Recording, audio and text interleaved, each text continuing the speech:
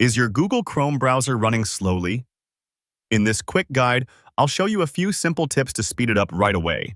Let's get started. First, open Chrome and click on the three dots in the top right corner. Then go to Settings. From the left panel, click on Performance and make sure Memory Saver is turned on. This helps free up resources from inactive tabs. Next, go to Privacy and Security, then click Delete Browsing Data. Select the cached images and files and hit Delete Data. This removes junk files that slow Chrome down. Now, head to Extensions by typing Chrome//extensions in the address bar. Disable or remove any extensions you don't use. Unnecessary extensions often cause lag. Another quick fix.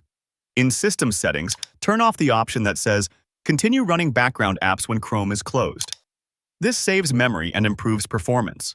Finally, make sure Chrome is up to date. Go back to the three dots, click on Help, then About Google Chrome, and it'll automatically check for updates. That's it. After these quick tweaks, Chrome should feel much faster and smoother. If this video helped, don't forget to like and subscribe for more simple tech fixes.